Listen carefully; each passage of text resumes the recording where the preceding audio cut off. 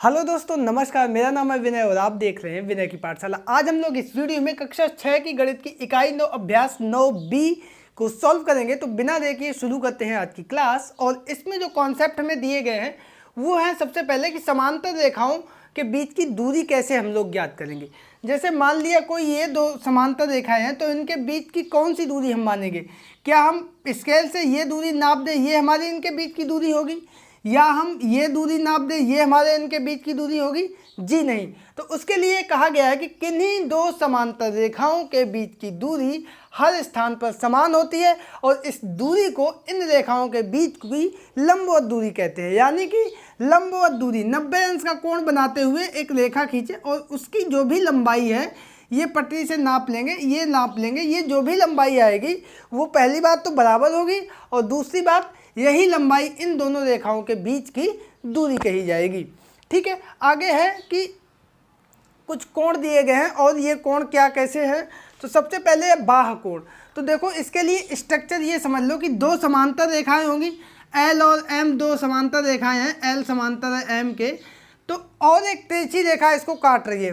तो सबसे पहले बाह्य कोण, अगर हम यहाँ पे 1, ये 2, ये कोण 3, ये कोण 4, ये कोण 5, ये कोण 6, ये कोण 7 और ये कोण 8 अगर ये दिए गए हैं तो इसमें देखो बाह्य कोण कौन होंगे, जो बाहर होंगे। ये दो रेखाएं हैं ना, तो ये तो 3, 4, 5, 6 ये अंदर के कोण हो गए, 1, 2, 7, 8 बाह्य कोण हो गए। तो बाह्य कोण कौन से हो गए, 1, 2, 7, 8। इसको ऐसे लिख दो, कोण 1, कोण 2, कोण 7, कोण 8। ठीक है। अब अंतः कोण, अंदर के कोण कौन हुए, जो ये अंदर वाले हैं, 3, 4, 5, 6 ये। तो अंतः कोण हमारे सीधे से हो गए कोण 3, कोण 4, कोण 5, कोण 6। ये दोनों चीज़ें बिल्कुल स्पष्ट हो गई। इसी तरीके से बाह्य क्षेत्र पूछा जाए तो बाहर इस एरिया के बाहर जो भी बिंदु आएंगे, जैसे ये बिंदु बाह्य क्षेत्र में है, ये बिंदु अंतः क्षेत्र में, इन दोनों के बीच में ये बिंदु बाह्य क्षेत्र में है, ये बिंदु बाह्य क्षेत्र में है, ये अंतः क्षेत्र में। तो बाहर जो भी बिंदु होंगे वो बाह्य क्षेत्र में कहे जाएंगे, अंदर जो भी बिंदु होंगे वो अंतः क्षेत्र के अंतर्गत आएंगे। आगे बात आती है एकांतर अंतः कोण या एकांतर कोण। इसको बहुत ध्यान से समझ लो।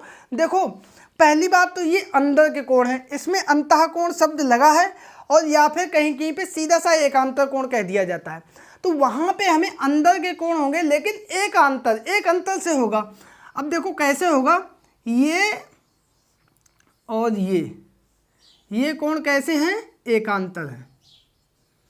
आप समझो, एक दोनों अंदर ही होंगे, दोनों कोण अंतः क्षेत्र में होंगे, लेकिन एक तिर्यक रेखा के इस तरफ, दूसरा तिर्यक रेखा के दूसरी तरफ। ये बात ध्यान देनी है। तो देखो 3 और 5 एकांतर अंतः कोण कौन हुए, एक कोण 3 व कोण 5। इसी के साथ 4 और 6 यानी कोण 4 व कोण 6 एक साथ ये लिखे जाएंगे। ठीक है, तो ये हमारे एकांतर अंतः कोण हो गए। अब यहाँ पे एक बात और ध्यान दे लो, संगत कोण। बहुत ध्यान से देखो, संगत कोण में देखो क्या होगा। संगत मतलब नाम से स्पष्ट है कि संगत में क्या होता है, एक जैसे हो जाते हैं। नहीं कहते कि अगर गलत बच्चे की संगत करोगे तो गलत हो जाओगे, अच्छे बच्चे की संगत करोगे तो अच्छे हो जाओगे, यानी कि जैसा वो है वैसे ही तुम भी हो जाओगे। तो वही काम इसमें, जैसा कोण एक है वैसा ही दूसरा होना चाहिए। अब देखो कोण एक ये है, तो ऐसा कोण और कहाँ पे है, देखो ये इस तरीके का है और इधर ये कोण है। तो ये सिचुएशन कहाँ आएगी, ये सिचुएशन यहाँ आएगी। इधर देखो एक ये रेखा और ये ऊपर जो है ये इस दिशा में ये कोण बना। तो कोण 1 और कोण 5 ये कैसे कोण है, संगत कोण है। ठीक है, और इसी तरीके से ये कोण किस तरीके का है, इस तरीके का। तो ये कोण 2 किसके संगत है, कोण 6 के। अब इसी तरीके से कोण 4 किसके है, किसके जैसा है, कोण 8 के जैसा है। तो यहाँ पे कोण 4 के संगत कोण है कोण 8। और इसी तरीके से एक और बचा कोण 3 का संगत कोण, कोण 7। यहाँ पे लिख दो कोण 3 का संगत कोण हो गया कोण 7। अब यहाँ पे देखो, इसमें ध्यान देने वाली बात यह है कि इसमें एक कोण अंतः क्षेत्र का होगा और दूसरा कोण बाह्य क्षेत्र का होगा। ये बात ध्यान देनी है।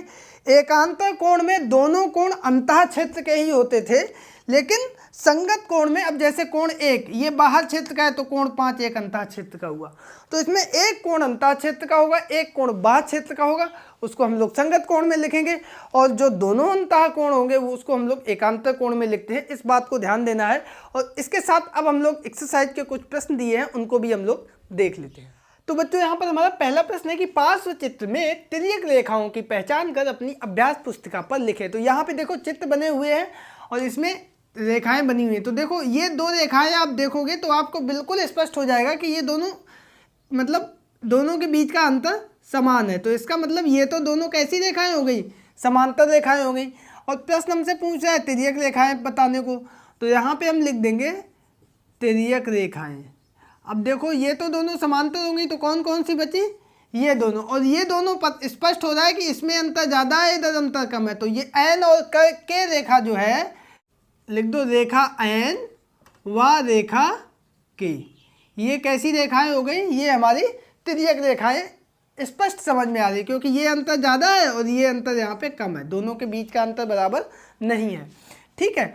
और समांतर रेखा अगर हम लिखें तो ये हमारी एल और एल व एम रेखाएं, ये हमारी कैसी हैं, ये परस्पर एक दूसरे के समांतर रेखाएं हैं। ठीक है। तो ये था प्रश्न नंबर 1। दूसरा प्रश्न देखते हैं, वो है हमारा पार्श्व चित्र में बताएं कि रेखा ए बी और रेखा सी डी के अंतः क्षेत्र और बाह्य क्षेत्र में क्रमशः कौन कौन से बिंदु हैं। तो देखो हम पहले लिख देंगे अंतः क्षेत्र के बिंदु। तो यहाँ पे देखो क्या आएगा, अंतः क्षेत्र मतलब ये दोनों रेखाओं के अंदर जो बिंदु है। तो एक ये G, एक ये H और एक ये J, A B C D E F, ये इन्हीं रेखाओं पे है। तो ये ना तो अंतः क्षेत्र में है ना बाह्य क्षेत्र में है। ठीक है। तो यहाँ पे हम लिख देंगे G H व J। अब बाह्य क्षेत्र की बात आती है तो अब हम लिख देंगे बाह्य क्षेत्र के बिंदु। तो बाह्य क्षेत्र में देखो बाहर एक ये I L K, और कोई है, और तो कोई है नहीं, तो यहाँ पे हम लिख देंगे I L व K, और यही हमारा आ जाएगा आंसर। तो बच्चों ये था प्रश्न नंबर 2 और अब चलते हैं प्रश्न नंबर 3 पर। तो बच्चों यहाँ पर हमारा तीसरा प्रश्न है कि पार्श्व चित्र को देखकर रिक्त स्थानों की पूर्ति अपनी अभ्यास पुस्तिका पर कीजिए। तो यहाँ पे देखो दो रेखाएं हैं और उसको एक तिर्यक रेखा काट रही है, और यहाँ पे कोण दिए गए 1 2 3 4 5 6 7 8। यहाँ पे देखो कह रहा है कोण 2 और डैश इसका एकांतर कोण है। तो कोण 2 हमारा ये है, इसका एकांतर कोण कौन होगा, अभी आपको बताया था एकांतर कोण हमेशा अंतः कोण ही होता है और विपरीत दिशा में होता है। तो ये होगा इसका 8 वाला, तो यानी कि भरा जाएगा कोण 8। ठीक है। फिर कह रहा है कोण 2 और इसका संगत कोण, संगत यानी उसी के जैसा। तो जैसा ये 2 इस दिशा में है, ये इस तरीके से बन रहा है, इसका मतलब ये कहाँ बनेगा, इस दिशा में बनेगा ये। तो ये हो गया हमारा कोण 6। और इसमें देखो एक कोण अंदर होता है एक बाहर होता है, तो 2 अंदर है 6 बाहर है। ठीक है। आगे कह रहा है कोण 2 और ये तिर्यक रेखा के एक ही ओर स्थित अंतः कोण है। तो देखो कोण 2 और अंतः कोण पूछ रहा है एक ही ओर, तो एक ही ओर कौन से हुए, ये हुआ, तो ये 2 है और ये कौन बचा 5, तो ये हो गया हमारा कोण 5, इसमें भरा जाएगा। ठीक है। आगे कह रहा है कि कोण 3 और तिर्यक रेखा के एक ही ओर स्थित है, कोण 3। अब देखो यहाँ पे कोण 3 और एक ही ओर स्थित कौन सा है, अंतः कोण होगा, तो ये इधर ये 3 हुआ, इधर ये 8 है, तो ये होगा इधर कोण 8। तो ये हमारे रिक्त स्थान हो गए। आई होप कि आप लोग इसको समझ गए होंगे। और अब चलते हैं इस एक्सरसाइज के अंतिम प्रश्न यानी प्रश्न नंबर 4 पर। तो बच्चों यहाँ पर हमारा प्रश्न नंबर 4 है कि पार्श्व चित्र को देखकर उत्तर दीजिए। ये इधर चित्र बना है, कुछ प्रश्न लिखे हुए हैं, इनके उत्तर हमें देने हैं और वही कोणों से संबंधित होंगे। तो पहला है कि एकांतर कोणों के युग्मों के नाम बताइए। तो एकांतर कोण आपको मैंने बताया था, सबसे पहली बात अंदर के कोण होते हैं और एक दूसरे के दूसरी तरफ होते हैं, यानी 2 3 7 6, ये है हमारे एकांतर कोण। तो कोण 2, कोण 3 और कोण 7 व कोण 6, तो ये तो हो गए हमारे एकांतर कोण। ठीक है।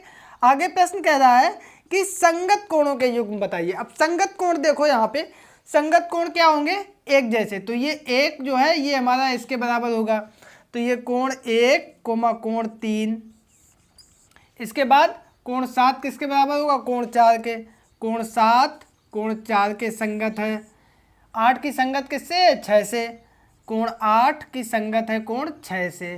और एक और बचा कोण 2 की संगत है कोण 5 से, कोण 2 की संगत है कोण 5 से। तो ये हो गए हमारे संगत कोण। ठीक है, आगे प्रश्न कह रहा है तिर्यक रेखा के एक ही ओर स्थित अंतः कोणों के नाम बताइए। अब देखो तिर्यक रेखा इसमें कौन है, सबसे पहले ये देखो, तो ये दोनों रेखाएं, इसको चित्र को हम थोड़ा सा ऐसा करें। ठीक है, तो जब हम ऐसा करेंगे तो ये चित्र होगा ऐसा, तो ये वाली हमारी तिरछी रेखा है, इसके एक ही ओर स्थित अंतः कोण यानी 7 और 3 और 2 और 6, तो कोण 7 कोण 3 ये हो गए, और कोण 2 और कोण 6 ये तिर्यक रेखा के एक ही ओर स्थित है। ठीक है, आगे प्रश्न कह रहा है कि तिर्यक रेखा के एक ही ओर स्थित बाह्य कोणों के नाम बताइए। अब देखो फिर से यहाँ पे ये हमने चित्र इस तरीके से किया है, तो ये तिर्यक रेखा है, तो बाह्य यानी इसके बाहर और इसके बाहर, तो ये और ये एक तरफ 1 और 4 कोण 1 कोण 4,